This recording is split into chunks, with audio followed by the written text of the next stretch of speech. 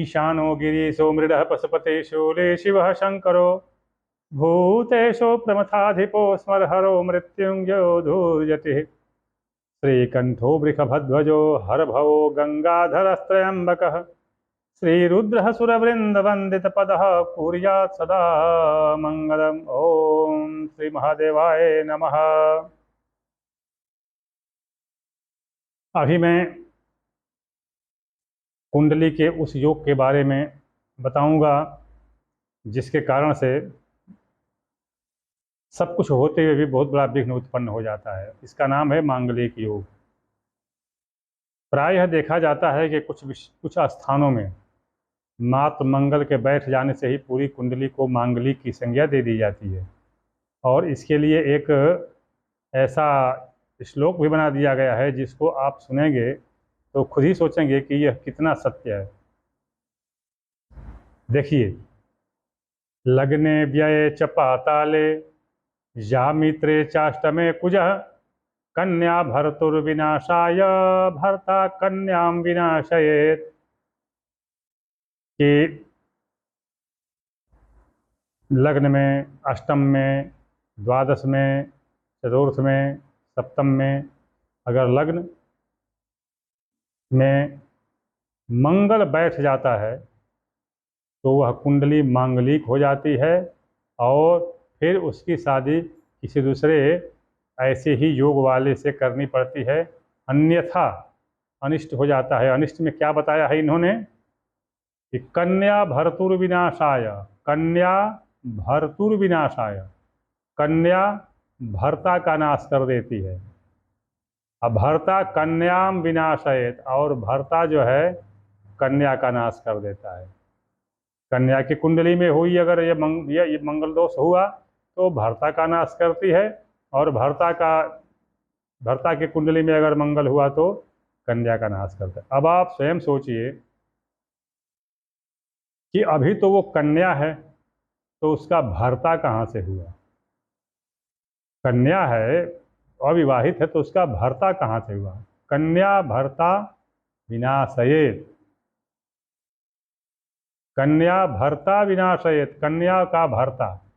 सोचिए कि इस श्लोक का, इस कथन का कितना महत्व है, कितना औचित्य है। तो यह जो है एक मिथ्या कहावत है। यद्यपि इसके कुछ अंश सत्य हैं, लेकिन ये कुछ हद तक सत्य हैं, बिल्कुल सत्य नहीं है। जैसे लग्न में अगर मंगल बैठ गया तो कुंडली मांगलिक हो जाएगी। ये आपको जानना चाहिए कि अगर लग्न मकर हो, लग्न में मंगल बैठे और सातवें में गुरु बैठ जाए तो मेरी समझ से उससे बढ़िया वैवाहिक जीवन वाला, दाम्पत्य जीवन वाला कोई नहीं होगा। ठीक उसी तरह से अगर मान लीजिए कि चौथे भाव में मंगल है, वृश्चिक राशि का, चौथे भाव में मंगल है वृश्चिक राशि का, और उसकी सीधी दृष्टि अब देख लीजिए पड़ेगी कहाँ, सातवें भाव पर। तो अभी देख लीजिए कि इसका मतलब कि वो फिर मांगलिक हो गया, फिर मांगलिक हो गया। लेकिन ध्यान देने की बात है कि यदि किसी भी तरह से शनि अगर छठवें है, छठे भाव में है, शनि अगर छठे भाव में रहेगा या सातवें भाव में रहेगा, सातवें भाव में ही शनि रहेगा, मान लीजिए पाप का सातवें भाव में ही रहेगा, क्योंकि छठे भाव में तो शनि मंगल राहु वगैरह सब शुभ ही माने जाते हैं, लेकिन मैं सातवें भाव में मानता हूँ। तो सातवें भाव में शनि और चौथे भाव में मंगल, तो चौथे भाव में मंगल मांगलिक माना जाएगा। लेकिन देख लीजिए, एक तो मंगल स्वगृही है, शनि भी स्वगृही है, शनि सप्तमेश है, मंगल चतुर्थेश है, सप्तमेश की चतुर्थेश पर पूर्ण विशेष दृष्टि है। सप्तमेश भी केंद्रेश है और मंगल भी केंद्रेश है। इस कुंडली वाला जातक बहुत ही सुखी दाम्पत्य जीवन वाला, धन धान पुत्र पौत्रादिकों से परिपूर्ण होता है। तो इस तरह से हर स्थिति में, यदि कुंडली में हर स्थिति में अगर मंगल ये अशुभ स्थान जैसे कि 8वें, 7वें, चौथे, 12वें लग्न में अगर मंगल बैठता है तो उसके बैठते ही कुंडली मांगलिक नहीं मानी जाएगी या मंगल के अशुभ दोष से युक्त नहीं मानी जाएगी। ऐसा मंगल बहुत बलवान भी हो जाता है। जैसा मैंने बताया पहले कि अगर मान लीजिए मकर लग्न, पापी लग्न हो, मकर लग्न हो और उसमें मंगल बैठ गया हो, तो वह मंगल कौन सा होगा? तो आप खुद से मंगल कौन सा होगा? तो वो मंगल होगा चतुर्थेश। अभी सोचिए कि चतुर्थेश उच्चस्थ है। मंगल में, मकर में मंगल उच्चस्थ होता है, तो एक तो मंगल उच्चस्थ हो गया। दूसरे, गुरु 7वें भाव में बैठे के उच्चस्थ है, गुरु की सीधी सप्तम दृष्टि है। तो इसके तो सारे ग्रह ही शुभ हो गए। मंगल धन धान्य संपदा भूमि भवन वाहन से परिपूर्ण करने वाला हो जाएगा। फिर ये मंगलिक कहाँ से हुई? मेरे पास ऐसे बहुत से लोग आए, बहुत से कुंडली आई जिनको मैंने देखा और उनका विवाह का बड़ा मुश्किल हो गया था, क्योंकि ये भ्रम पैदा कर गया था कि इसकी शादी जब भी होगी तब मंगली लड़की से होगी। यहाँ तक कि एक लड़की की कुंडली ऐसी आई थी जो मंगली नहीं थी, लेकिन दोनों का जो है बात विचार व्यवहार वगैरह सब कुछ बातचीत हो गई थी, सब कुछ पक्का हो गया था, लेकिन क्या तो मांगलिक है। अब उनकी जो है शादी का विच्छेद हो गया। परिवार, रिश्तेदार, घर वाले सब लगे कहने कि नहीं नहीं, ऐसी शादी नहीं हो सकती है। बड़ा परेशान हुए वो लोग। अभी इधर उधर लोग कहने लगे भाई इसका कोई उपाय, निदान, निवारण, निराकरण कुछ हो सकता है। तो पंडित जी जो नहीं कह सकता मैं किसी को, न तो चुनौती देता हूँ, न किसी की आलोचना कर सकता, लेकिन तरह तरह की विधि बताई गई कि ये ऐसे कर दो, ऐसे कर दो तो ये हो जाएगा। खैर जो भी हो, तो मेरे भी संपर्क में वो लोग आए, मैंने देखा, दोनों थे, कन्या पक्ष के भी लोग थे और वर पक्ष के भी लोग थे। तो मैंने वो कुंडली देखी, मैंने कहा कि ये शादी सबसे अच्छी होगी। कहते कि मंगली तो है। कहते कि कौन कहता है कि लड़का मंगला है? किसी भी स्थिति में यह लड़का मंगला नहीं है। उसके 8वें मंगल था। मतलब किसी भी स्थिति में ये लड़का मंगला नहीं है। यह बात सन 2001 की है, जनवरी 2001 की। तो ये किसी भी स्थिति में मंगला नहीं है। तो बहुत कि मैं, वो बोले कि ये पंडित, मैं ठीक है पंडित से बात कराइए। तो वो पंडित जी कोई गौड़ थे, पंडित जी से बात हुई। उनको मैं क्या बताऊं, बड़ा ही पश्चाताप हो यह कहते हुए कि उनको इसके अलावा कुछ नहीं ज्ञात था, कुछ भी नहीं ज्ञात था कि केवल इन भावों में मंगल के बैठने से ही मंगला मिली हो जाती है। उनको इसके सिवाय कुछ भी ज्ञात नहीं था कि इसकी स्थिति, इसकी शर्त, इसकी दृष्टि योग, संबंध योग, चतुर्विध संबंध, कुछ भी, निपात योग, बलहानी योग, कुछ नहीं पता था।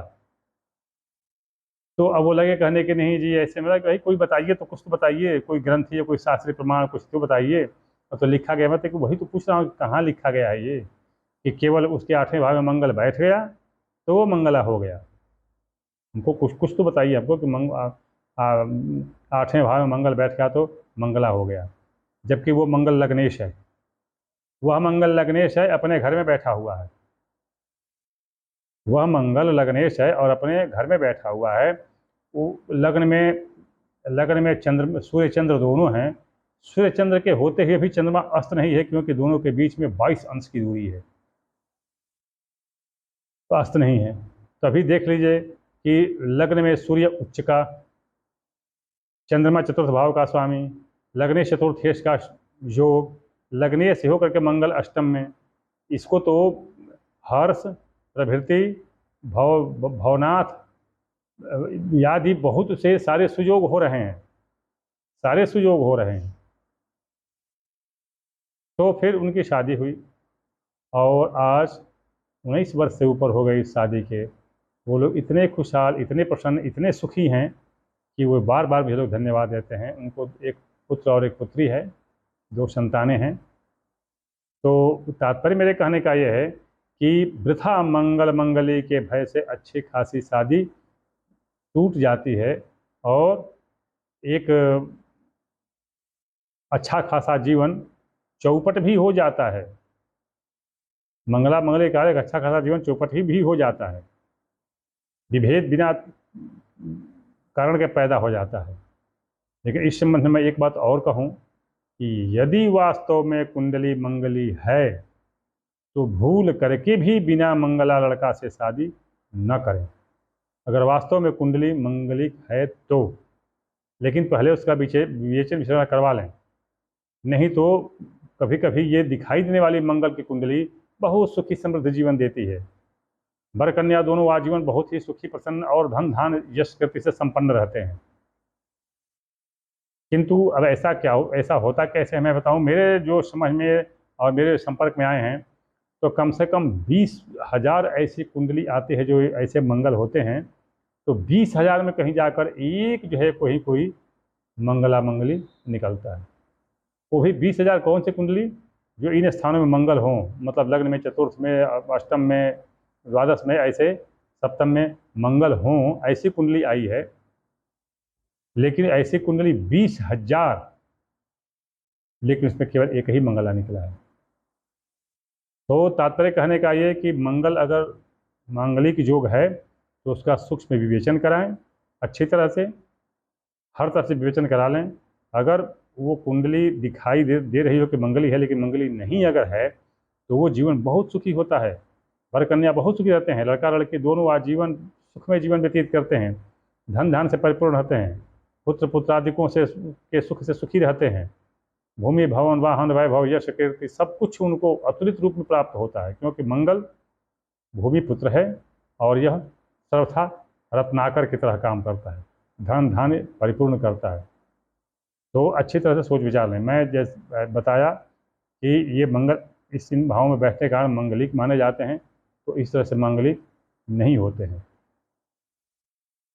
अभी एक बात और है, मंगलिक कुंडली केवल मंगल से ही नहीं होती है। मंगल, अब मंगलिक कहेंगे तो मंगल मतलब कल्याण। तो अगर कल्याण का और अकल्याण का निर्धारण मात्र मंगल से न करें, ये इसमें राहु, केतु और शनि का भी दृष्टिपात कर लें। मान लीजिए, अगर मान लीजिए शनि 8वें भाव में मेष राशि का हो, शनि 8वें भाव में मेष राशि का हो और कर्क राशि में मंगल हो, कर्क राशि में मंगल हो, या कन्या राशि में, मान लिया कन्या राशि में सिंह राशि में, देख लीजिए सिंह राशि में मान लीजिए मंगल हो, सिंह राशि में मंगल हो और 8वें शनि,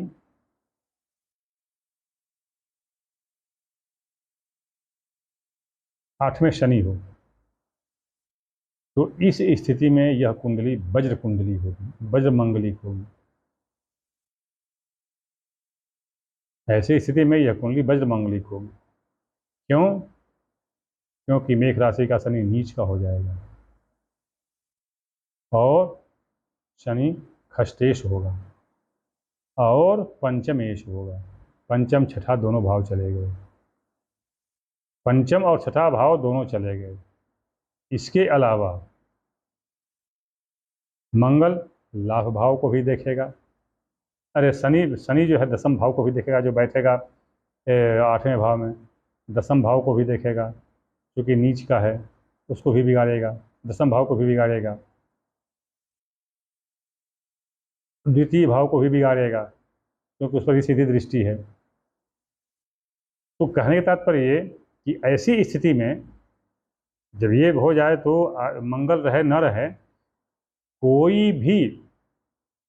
यदि कोई भी अशुभ ग्रह, मंगल के अलावा कोई भी अशुभ ग्रह यदि 8वें या 12वें बैठता है, बाकी का तो छोड़िए, 8वें या 12वें अशुभ ग्रह 8वें या 12वें बैठता है तो वह कुंडली अवश्य मांगलिक होगी, अवश्य मांगलिक होगी।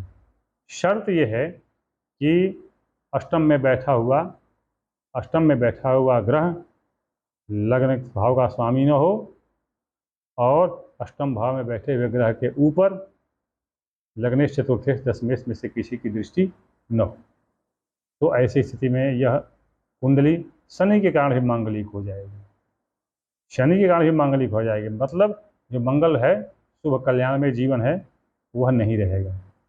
तो पहले अच्छी तरह से विचार करवा लें, देख लें। केवल चौथे भाव में, 8वें भाव में, 12वें भाव में मंगल बैठ गया तो इससे मांगलिक नहीं होगा।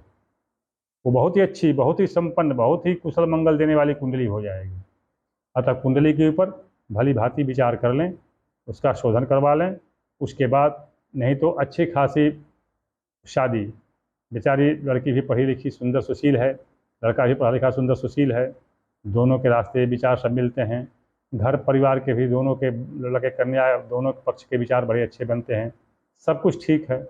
और ये भ्रम की स्थिति में, केवल एक मंगल के भ्रम की स्थिति में ऐसा अच्छा खासा रिश्ता टूट जाता है और दोनों की जो सुखमय जिंदगी है सपना रह जाती है। तो पहले कुंडली का अच्छी तरह से विश्लेषण करावें और देख लें कि मंगल इन भावों में बैठने के बावजूद भी क्या वास्तव में कुंडली मांगलिक है। यदि मांगलिक नहीं है तो उसको उपेक्षित कीजिए, शास्त्रीय मर्यादा को देखिए और उसके बाद उसकी शादी कीजिए, बड़ी सुखी जिंदगी होगी। बोलिए दुर्गा माता की।